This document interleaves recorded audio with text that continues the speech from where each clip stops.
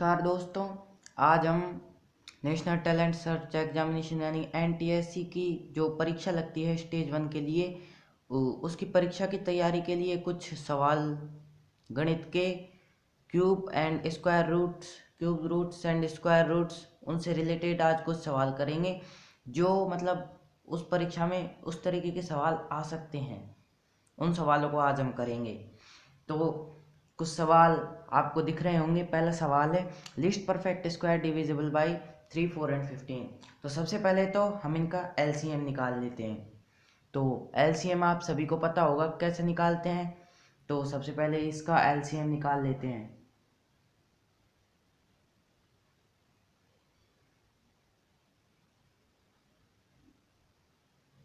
तो LCM के लिए सबसे पहले 2 का भाग,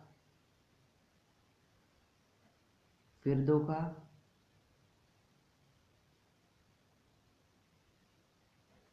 फिर 3 का, फिर 5 का। तो इसका हमने LCM निकाल लिया है। तो LCM इनका आ गया है 2 गुणा 2 गुणा 3 गुणा 5 यानी 15, 30 यानी 60। इसका LCM हमारे पास 60 आ गया है। अब ये जो LCM है इसमें हमें दो के पेयर बनाने हैं, यानी किसी भी एक अभाज्य संख्या यानी प्राइम नंबर का यदि 2 फैक्टर नहीं है तो हमें उसके 2 फैक्टर करने पड़ेंगे, तभी वो परफेक्ट स्क्वायर बन पाएगा। तो इसमें देखिए 2 का फैक्टर बन रहा है लेकिन 3 और 5 का नहीं बन रहा, तो हमें 3 गुणा 5 से और गुणा कर देंगे। तो यानी जो वो परफेक्ट स्क्वायर हो जाएगा वो हो जाएगा 2 गुणा 2 गुणा 3 गुणा 3 गुणा 5 गुणा 5। तो आ जाएगा हमारे पास 55 25 25 75 75 30 75 दूना 150 150 3 450 यानी 900। यानी जो परफेक्ट स्क्वायर होगा वो 900 होगा। ये 900 इन तीनों संख्याओं से डिविजिबल है, तो हमारा उत्तर आ जाएगा C। अगला सवाल करते हैं। Find the value of x for cube root of x+1। ये तो अब इसमें हमें क्या करना है, सबसे पहले इसको इधर की साइड से शुरू करना है सॉल्व करना। तो ये है देखिए जैसे 64 क्यूब 3, इसका मतलब होता है 4, यानी 4 को 3 बार गुना करने पर हमारे पास 64 आ जाता है। तो 64 का क्यूब रूट हो गया 4, और फिर 60 प्लस इसकी वैल्यू आ गई है 4, तो यानी अंडर रूट 64 और इधर 64 का अंडर रूट होता है 8। और अब ये जो 8 आया है इसका भी क्यूब रूट, तो इसका क्यूब रूट हो जाता है 2। तो अब हमारे पास ये आ गया है cube root of x+1 is equals to 2, है ना। अब दोनों साइड हम होल क्यूब कर देते हैं। तो इसका यदि क्यूब रूट का क्यूब करेंगे तो क्यूब रूट हट जाएगा, तो यानी x+1 इज इक्वल्स टू 2 का क्यूब होता है 8, तो x की वैल्यू आ जाएगी 7।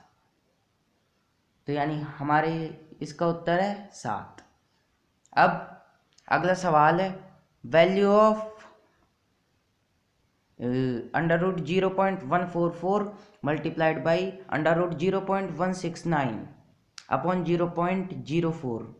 तो सबसे पहले ऐसे सवालों को करने के लिए हमें सबसे पहले पॉइंट हटा देने चाहिए।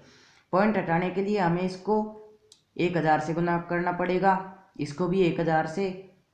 तो इधर ऊपर की साइड 1000 गुणा 1000 से करेंगे तो नीचे भी उधर ही से ही करना पड़ेगा। तो ये हो जाएगा 0.144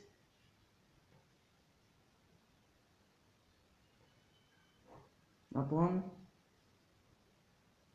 अब दोनों साइड अंडर रूट 1000 गुणा 1000 से गुणा कर देंगे, तो नीचे भी हमें 1000 गुणा 1000 से गुणा करना पड़ेगा। कर दिया। ये 3 इस पॉइंट को काट देंगे, ये 3 इस पॉइंट को काट देंगे, तो ये हो जाएंगे अंडर रूट 144 गुणा अंडर रूट 169 बटे,